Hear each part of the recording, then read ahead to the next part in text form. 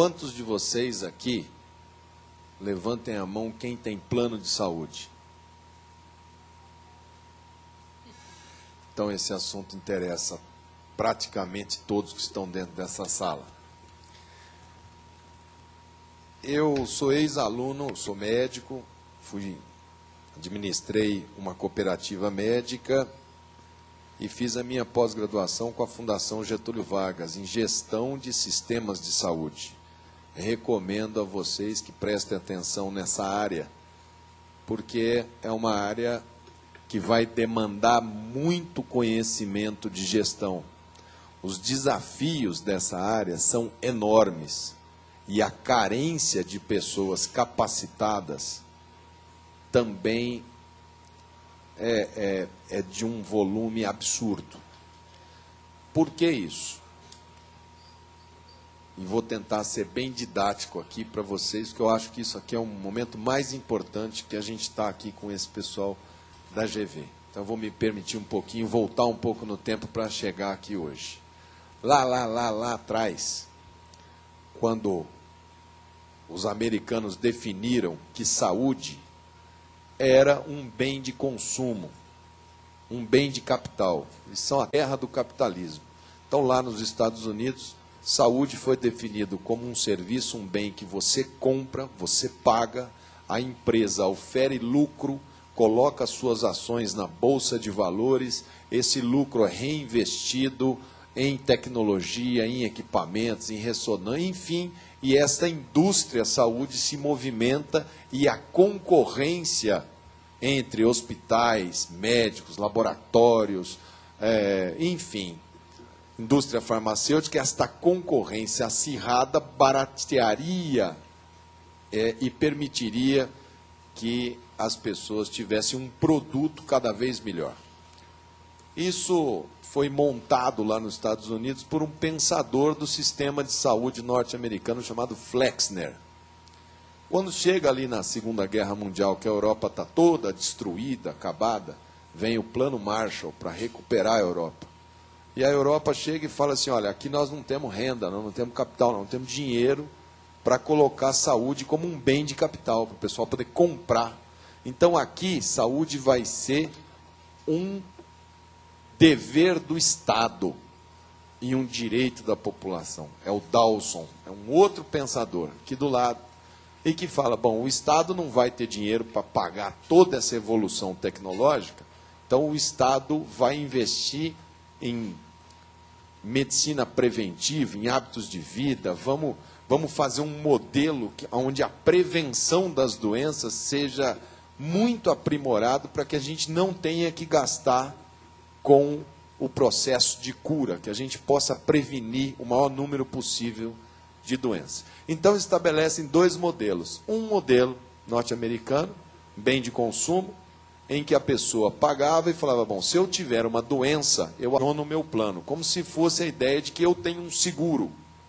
Então, se eu ficar obeso, se eu infartar, se sei lá o que acontecer comigo, alguém paga essa conta. E lá no inglês, um trabalho feito desde a base, trabalhando com conceitos de prevenção, de medicina descrita. O que o Brasil fez? O Brasil adotou um modelo Flexner e fomos com esse modelo.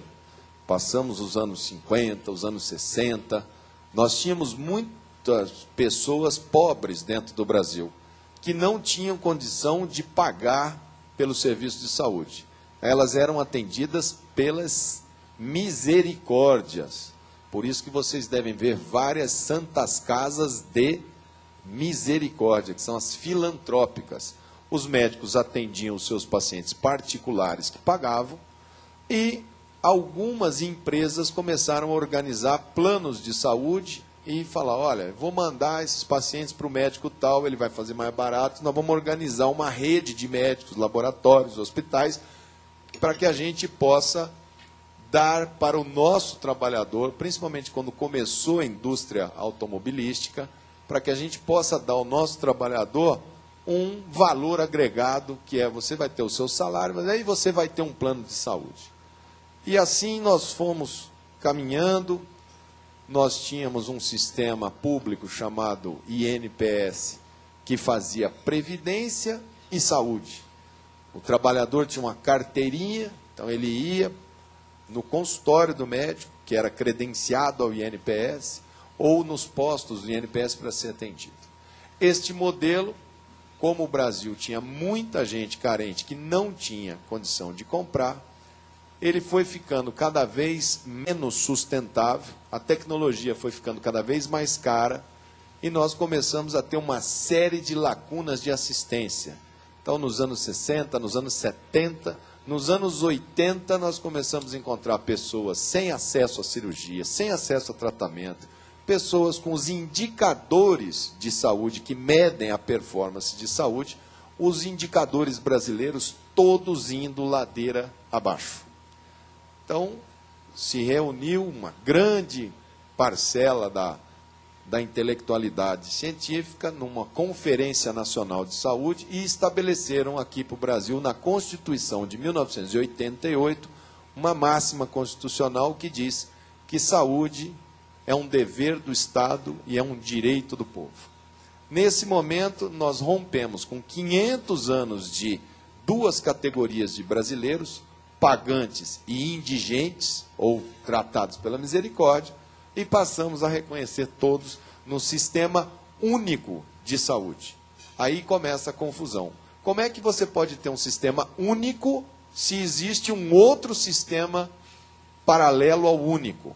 Então, a este sistema que nós estamos discutindo aqui hoje, foi dada a denominação de sistema suplementar, que é suplementar ao único. Então, até a língua portuguesa já começa a ter discussão.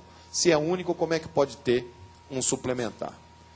Com esses conceitos colocados, em 1988 começa o SUS e começa a construção de um sistema que tem muitos avanços na saúde pública, começa o programa de saúde da família, começa uma série de coisas, e o sistema de saúde suplementar não tinha lei, não era regulamentado, não existia nenhuma lei que falava, ó, a obrigação do contratante é isso, o consumidor, nós não tínhamos código de defesa do consumidor, então tinham cláusulas absurdas, tinham contratos que a pessoa chegava, que era como se fazia antes desta lei de 1998, Lei 9656, que é a lei que regulamenta os planos de saúde. Anteriores a essa lei, valia o que estava escrito entre partes, valia o que estava no contrato. Então, se chegava, vocês são jovens, sadios, falavam, o senhor quer um plano de saúde? Quero. Você quer internação para cirurgia cardíaca? Você aí com seus 19 anos fala, não, coração eu não quero não. Muito obrigado, eu estou muito bem, jogo bola, corro.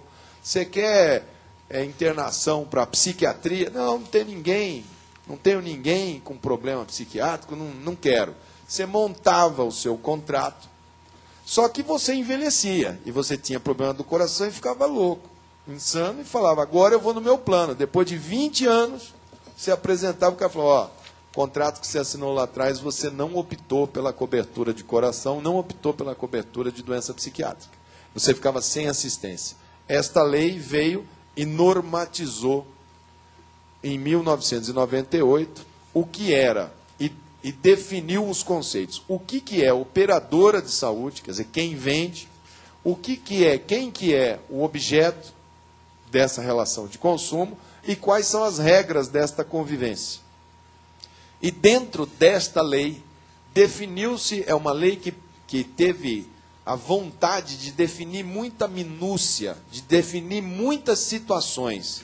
Toda lei que quer ser muito minuciosa, ela acaba dando muita brecha para questionamentos, muita brecha para interpretações. E no que diz respeito à relação do trabalho, que é o que se trata hoje aqui, quem é o prestador de serviço? Você tem o cliente, consumidor, o médico. Entre esses dois tem uma empresa que está comercializando este acesso.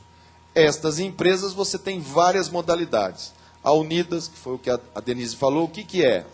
Ela simplesmente pega uma empresa, nós aqui somos uma empresa, a gente se reúne e fala, vamos ter um plano de saúde nosso? Vamos. Quanto que deu a conta? Conta deu R$100. Então divide, quanto nós estamos aqui? 100 pessoas, R$1 para cada um, pagamos a conta acabou, ninguém vai ter lucro. Aí você tem as cooperativas, que é a Unimed, que muita gente deve conhecer por causa das propagandas lá no Campeonato Brasileiro. É um outro formato, eles recolhem todo o dinheiro, pagam as despesas e distribuem as sobras. Ela não ofere lucro. O lucro é distribuído entre os médicos que são os proprietários da cooperativa. Você tem empresas SA, que têm ações na Bolsa de Valores e que tem que demonstrar para os seus acionistas o lucro, para as suas ações poderem ser valorizadas. E assim, neste cenário, nós temos as diferentes modalidades, medicinas de grupo, seguradoras, cooperativas, autogestões, e com este quadro, o elemento do trabalho não foi regulamentado na lei. Deixaram a força de trabalho à mercê da força do capital. Todas as vezes na história da humanidade em que a força de trabalho teve que se deparar com a força do capital, sem estar organizado como força de trabalho, não há registro na história de que a força de trabalho tenha prevalecido ou que tenha conseguido suportar a pressão do detentor do capital. Este modelo, que vem prevalecendo nos últimos 12 anos, quando foi feita a lei, logo na sequência falaram, nós precisamos de alguém para arbitrar esta situação, alguém que vai pôr ordem. Criou-se uma agência reguladora, assim como tem a Agência Nacional de Energia, de Telefonia, várias agências, criou-se a Agência Nacional de Saúde, que tem por objeto organizar as relações e manter esse setor saudável. Do dia que ela foi aberta até a última vez que eu olhei, um intervalo mais ou menos de 10 anos, havia mais ou menos 600 resoluções normativas, que são normas que a agência publica e fala para o setor, cumpra-se, cumpra-se, cumpra-se. 600 dividido em 10 anos, umas 60 por ano, que dá uma média de 5 por mês ou 1,1 por semana. Resultado, se você tinha um setor que era extremamente não regulamentado, que não tinha uma série de obrigações, ele passa a ter um número enorme de obrigações. De quase 2.000 empresas que vendiam planos de saúde, desde as pequenas, que você tem que pensar o Brasil, desde lá da menor cidadezinha de Rondônia, do Acre, até a cidade de São Paulo, nós já fechamos aproximadamente metade do que havia anteriormente. Se não me engano, devemos estar agora em torno de 1.100 operadoras de saúde. E, quando debatemos, ainda se percebe que 1.100, na ótica de alguns desses atores, é muito. Tem gente que sonha com esse mercado aí na faixa de 300 operadoras, que é mais ou menos o que os Estados Unidos têm para uma população de 300 milhões, de 220 milhões de consumidores de plano, algo em torno de 300 operadoras, e nós estamos indo para esse tipo de modelo que concentra mais poder, mais clientela, mais recurso, mais receita na mão daquelas empresas que conseguirem se adequar às regras. Reserva técnica, reserva de dinheiro, obrigações, provisões. Se você está hoje aqui aberto, você tem que provisionar ao final do ano, contábil. A grande maioria do que foi publicado pela agência foram normas financeiras, administrativas e jurídicas. Em nenhum momento foi discutido o modelo de assistência da saúde suplementar. Este modelo é o grande problema deste setor. Você tem um modelo flexneriano, com uma inversão da pirâmide de faixa etária. Nós estamos com o país envelhecendo a uma velocidade muito grande. Dentro de 20 anos, nós vamos ter mais pessoas acima de 60 anos do que pessoas abaixo de 15 anos. Quais são os setores que vão explodir o custo? A Previdência vai explodir, a saúde vai explodir o custo. Todos os reajustes de plano de saúde, vocês devem perguntar para suas mães, seus pais, suas avós, é por faixa etária e penaliza a última faixa etária. Então, aquele que mais gasta é o que mais paga. Se este é o que mais paga e o custo está aumentando, este produto plano de saúde vai ficar cada vez mais caro, cada vez mais excludente, cada vez mais concentrado. E o Sistema Único de Saúde, uma vez que essa classe não consegue pagar o plano de saúde, cada vez mais acionado, cada vez mais pressionado, porque você não consegue dar resposta para esse número grande de brasileiros que está no Sistema Único de Saúde. No meio desta celeuma toda, dessa casa que falta pão, todo mundo grita e ninguém tem razão, nós temos uma categoria profissional cuja cultura é de profissional liberal, que está sofrendo um massacre por parte do Estado brasileiro, que colocou como política de Estado a saúde e constituiu o SUS, e não tem nenhuma proposta para essa categoria. Não consegue definir qual é o valor, não consegue definir um plano de referência, um plano de cargos, carreiras e salários, não consegue definir um valor de consulta. Então, o SUS serve como uma âncora que joga todo mundo lá para baixo. E o sistema de saúde suplementar se baseia num nível de flutuação que tem como grande parâmetro o SUS. Se o SUS paga R$10 uma consulta, se eu pagar 40, eu estou pagando 4 vezes mais que o SUS. E aí começam as distorções, porque infelizmente não é assim que funciona. Quem está pagando o preço é o consumidor. E todos os anos os médicos estão fazendo alertas. É um dia de paralisação. O ano passado foi o primeiro. Esse ano mostrou-se um cartão amarelo, igual do futebol, na semana passada. Cartão amarelo. Ó, próxima expulsão. Já tomou um amarelo.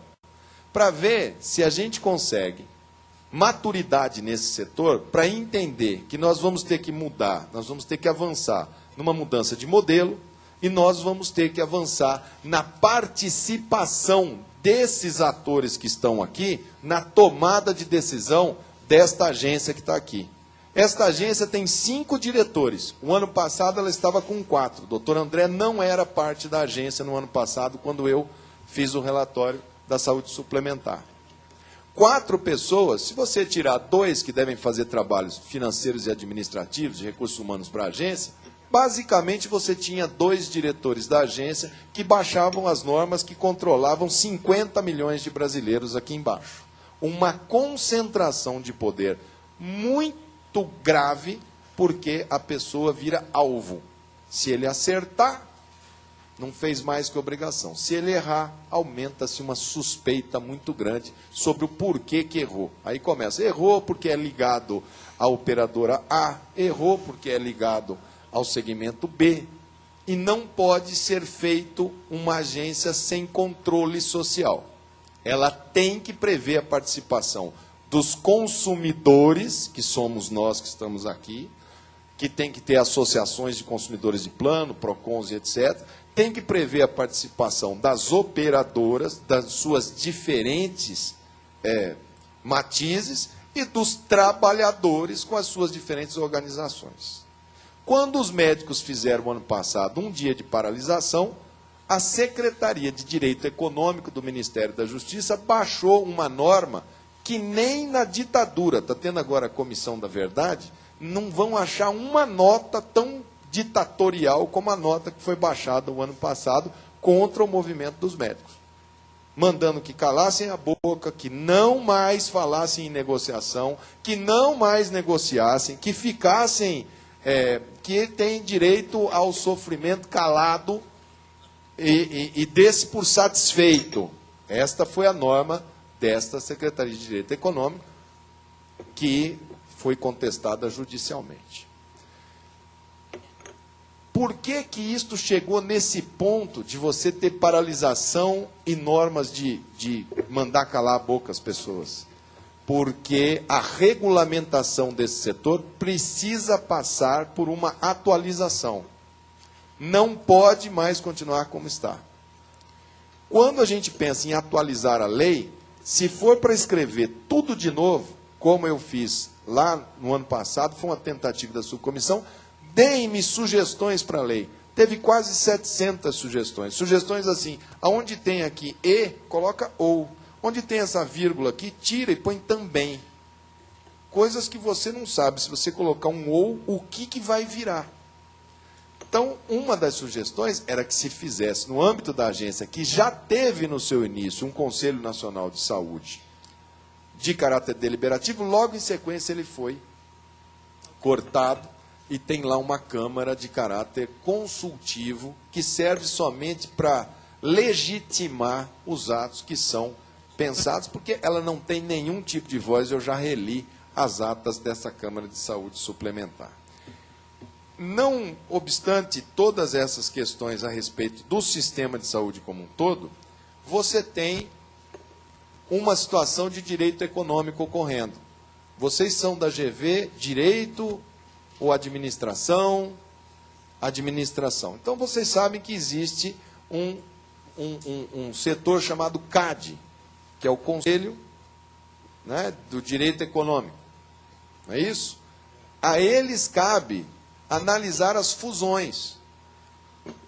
Outro dia, houve um anúncio de uma grande fusão e o CAD não permitiu a fusão. Eu não lembro de qual que era, não sei se era Perdigão e Sadia, era uma coisa assim que ia concentrar tanto o setor que ele falou alto lá. Neste setor, este mesmo CAD, ao invés de analisar o que está acontecendo na parte da operadora, ele considera o médico, que é o trabalhador, por conta de estar sendo representado por suas associações, considera que o médico é quem está concentrando o poder na negociação, que é a coisa mais absurda que eu já vi falar. Você vai no Ministério do Trabalho, ele fala, isto daqui não tem nada a ver comigo, isso daqui é uma relação de profissional liberal. Você vai na agência, a agência fala assim, a lei não me permite. Embora a agência, dentro das suas normas, ela legisle, ela se pronuncia sobre tudo que ela quer. Ela baixa normas sobre tudo que ela quer. Tem umas resoluções normativas que, inclusive, criam novos tipos de operadora, que são as administradoras de plano de saúde, que nem prevista em lei não era, e que são criadas por resolução normativa. E se isto pode, e vejo que vocês têm lá uma procuradoria jurídica, fico imaginando que isto foi submetido a essa procuradoria jurídica, o que de antemão já me coloca essa procuradoria jurídica de uma maneira assim que eu gostaria de ver os arrazoados que foram feitos para ser tomada esse tipo de decisão. Em baseado e no paralelo a isso, eu na sexta-feira tive uma discussão na Associação Médica de Minas Gerais. E o assunto era mais ou menos esse. E lá eu vi um testemunho, Augusto Coutinho, deputado Augusto Coutinho, que me deixou perplexo. Um sindicalista, ex-presidente do Sindicato dos Médicos de Pernambuco, Dr. Mário Lins, um homem com uma história de defesa profissional, cabeça branca, do alto da toda a sua trajetória de vida, nunca entrou numa delegacia de polícia, foi citado para comparecer à delegacia de polícia. Porque há um ano, há 6 meses antes, 8 meses antes, houve uma grande matéria numa revista chamada Exame, que vocês que são da administração devem ler.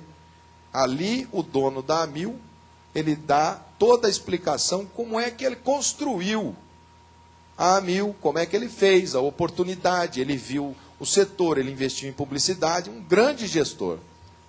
E alguém, que não se sabe quem, em algum lugar desse Brasil, imputou a este dono da Amil uma frase que dizia que ele havia visto que o médico era muito barato e a medicina era de boa qualidade. Então, colocaram isso na internet e ele está igual a Carolina Dickmann. Quer saber quem colocou isso na internet. Porque ele não disse, em nenhum momento na entrevista, porque eu fui ler a revista Exame, ele não diz que ele falou que o médico era uma matéria barata e que havia ali uma boa oportunidade de medicina. Mas como isso disse que saiu de Pernambuco, chamaram então o coordenador da defesa profissional, o Dr. Mário Lins, para perguntar se o Dr. Mário tinha sido o autor disso na internet. E o Dr. Mário disse, não, isso eu não falei em momento algum. Falei e afirmo que é uma relação predadora entre o plano de saúde e o trabalhador de saúde. Quando você faz uma pesquisa de satisfação, se perguntar para o consumidor está satisfeito com o plano de saúde? Não. Trabalhador está satisfeito com o plano de saúde? Não. Hospital está satisfeito com o plano de saúde? Não. Operadora está satisfeito com a lei do plano de saúde? Não. Todos reclamam. Um quer mais aumento, o outro quer mais regulamentação, o outro quer mais Estado, o outro quer mais isso. Ou esse setor entende que o modelo assistencial tem que ser rediscutido e tem que ser repensado, porque é uma ameaça a todo esse setor. A tendência é que esse setor se inviabilize neste cenário de pressão, falta de recurso financeiro, porque o americano, que ninguém acreditava que não iria se viabilizar, o presidente Obama teve que fazer uma lei, porque eles já estavam com 30% da população deles sem plano de saúde. Tem que haver, por parte da agência, uma discussão de modelo, e eu, quando coloquei que um conselho de saúde com a representação e uma lei enxuta, este próprio conselho teria legitimidade para propor essa discussão, e aí sim, dentro da norma infralegal, ir construindo esse setor. Não dá para você ter reajuste de operadora, reajuste de órteses e próteses, reajuste de hospital, reajuste de tudo, e deixar o médico à mercê dos tubarões de toda a concentração que a gente vê, não só de operadora, mas de grupos hospitalares cuja força é desproporcional, laboratórios cuja força é desproporcional, está extremamente concentrado, está ruim, está colocando em risco a prática médica. E se o governo fizer aquilo que eu tenho escutado por aí, de que quer praticamente dobrar o número de médicos para atender o SUS, passar de 320 mil, que é uma relação de 1,9 médicos para 100 mil, para uma relação de 2,5 por 100 mil, nós vamos ter um acréscimo aí, nós vamos chegar perto de 500 mil médicos. Aí vai ser a cereja no bolo das operadoras de saúde, porque aí sim vai se cumprir aquela profecia nefasta e predadora de um ex-governador da Bahia, se não me engano era Nilo Coelho, que falava que médico para ele era igual sal, branquinho, e que ele ia colocar em qualquer lugar. E aí, quando mais tarde nos procure, quem sabe, a morte, angústia de quem vive, solidão, fim de quem ama, nós vamos lembrar onde é que está o carinha de branco. E aí pode ser muito tarde, que quem vai sofrer é a sua mãe, é o seu pai, é o seu filho, é o seu neto, é o seu bisneto. E medicina e saúde de qualidade é soberania nacional, é cidadania. Nós queremos um SUS forte, nós queremos umas operadoras fortes, nós queremos a coexistência dos dois, mas nós queremos dignidade e respeito nessa relação, e é em cima disso que eu luto aqui na Comissão de Seguridade Social e Família, e vim aqui hoje prestar depoimento nessa Comissão de Trabalho, que tão brilhantemente convocou essa audiência pública por iniciativa do deputado Augusto Coutinho, a quem eu já me desculpo pela enormidade do tempo que eu gastei, mas eu achei que os meninos da Fundação Getúlio Vargas precisavam saber em que contexto que eles estavam aqui. Bom,